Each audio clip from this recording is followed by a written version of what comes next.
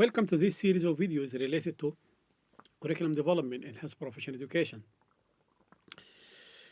Today is the eighth video of this series. It's about interprofessional education in health professional education. My name is Mohamed Hassan Taha. I am medical educationalist, and my passion to advance medical education in supporting the population health. Let us start our video today. Today we'll talk about interprofessional education, and in this video we'll describe the concept, the various approaches, and the conceptual framework for enhancing interprofessional education in a curriculum.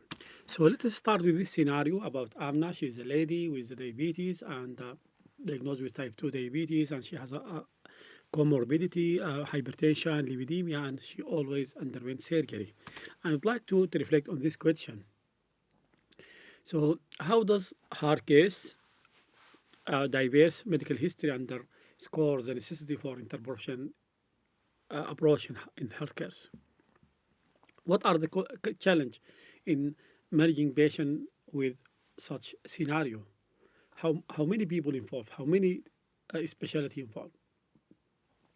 Are we consider this in our teaching? Are we consider bringing students from different approaches and from different disciplines in this teaching?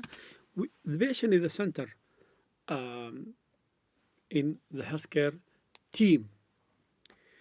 The problem that this team, the same team, when studying in undergraduate level, they study at individual phase. We see College of Dental Medicine, College of Medicine, College of Nutrition, Program of Nutrition, College of Nutrition, College of Health Science, Pharmacy, and so on.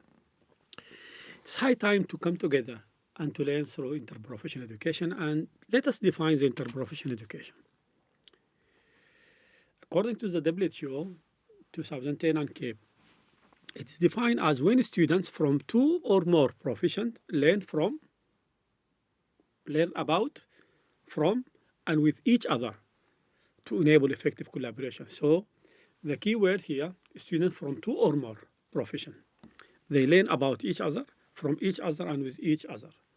And interprofessional collaboration happens when multiple healthcare workers from different professional backgrounds work together with the patient, family, and communicate to deliver the highest quality of patient care.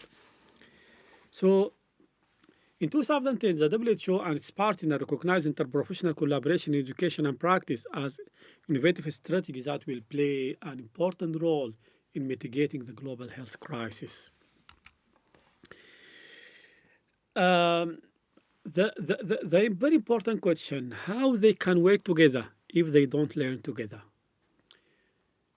For every student, for every profession, you have to check your ego at the door. Healthcare is not about being a superior doctor, a superior nurse, or a super doctor, a super nurse. Patient safety require a super team, require humble team working together. That includes the patient as a part of the team.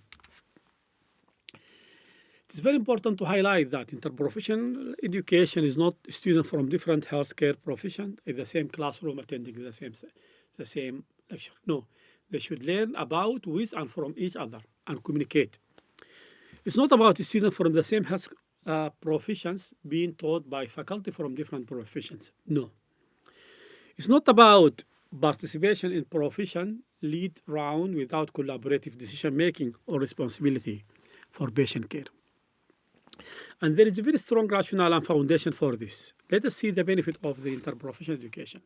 Studies show that interprofessional education enhances collaboration, enhance patient-centered care, improve communication skills, holistic problem solving, interdisciplinary understanding, enhancing professionalism, increasing efficiency and resource utilization, reduce medical error, faculty and professional development, and preparation for real world. So these are the benefits from interprofessional education because it's very close to the teamwork. There are some challenges that we may face as educators to apply this.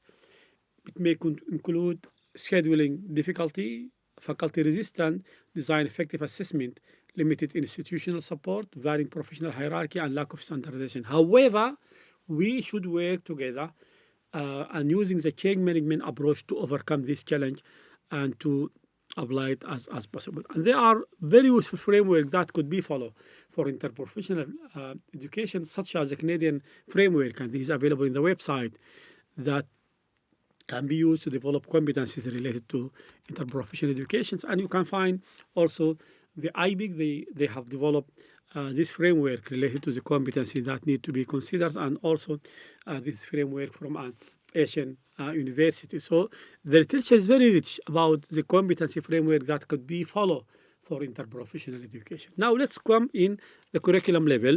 We can implement it at different level. This experience from McGill University, Canada, such as maybe online modules, preparatory activities, symposium, role play, reflective practice in simulation, and so on.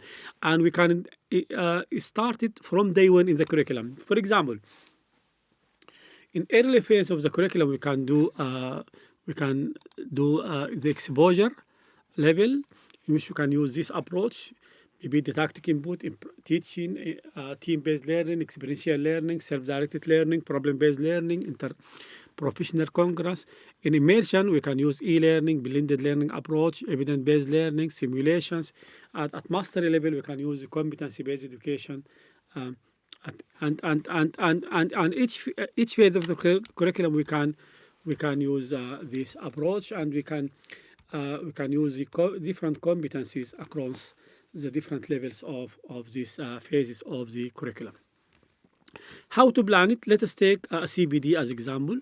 You can have like an idea. Then we need to develop a planning group. We need to widen the group to include the other professions. We need to take input from the service users, the patients. Then we can develop the aim and reflect on the principle of the IBE. Then we need to develop the content based on the aim. We need to decide the venues and the facilities, and to recruit the facilitator to train them, and to do briefing for them about the methods and the approach. And then we need to promote using inclusive language for the training, and then we can implement the event, and then do the evaluation. You'll find this in IBE handbook developed by the CAVE, this planning approach. As I said, there are several learning resources that can be used to learn about the interprofessional education and collaborations.